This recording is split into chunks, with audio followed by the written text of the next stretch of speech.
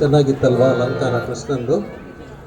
ಇಂತಹ ಕೃಷ್ಣನನ್ನು ಇವಾಗ ಆಡಲು ಕರೆಯೋಣ. ಎಷ್ಟು ಸಲಿಗೆಯಿಂದ ಬರೆದಿದ್ದಾರೆ ಶ್ರೀಪಾದರಾಜರು. ಆಡ ಹೋಗೋಣ ಬಾರೋ ರಂಗ ಅಂತೇಳಿ. ಎಂಥ ಆಟ ಇದು! ಚಿನ್ನಿ, ಕೋಲು, ಚೆಂಡು, ಬುಗುರಿ, ಬಣ್ಣ ಬಣ್ಣದ ಆಟಗಳನ್ನು ಆಡೋಣ ಅನ್ನುವಂತಹ ಒಂದು ಅದ್ಭುತವಾದ ಹಾಡು. ಈ ಹಾಡಲ್ಲಿ ಮುಂದೆ ಬರುತ್ತೆ, ಭೀಷ್ಮಕ ರಾಜನ ಮಗಳು ಶಿಶುಪಾಲನನ್ನು ಮದುವೆಯಾಗಲು ಒಪ್ಪದೆ ಕೃಷ್ಣನಿಗೆ ಲವ್ ಲೆಟರ್ ಬರೀತಾಳೆ. ಆವಾಗ ಅವಳೆಷ್ಟು ಕಷ್ಟಪಟ್ಟಳು. ಕೌರವರು ಪಾಂಡವರು ಜೂಜಾಡಿ ರಾಜ್ಯವನ್ನು ಕಳ್ಕೊಂಡು ಎಷ್ಟು ಕಷ್ಟಪಟ್ಟರು.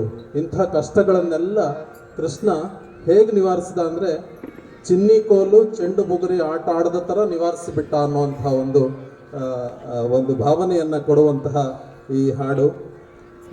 ಆಡಪೋಗೋಣ ಬಾರೋ ರಂಗ, ರಾಗ ದುರ್ಗಾ, ಶ್ರೀಪಾದರಾಜರ ರಚನೆ.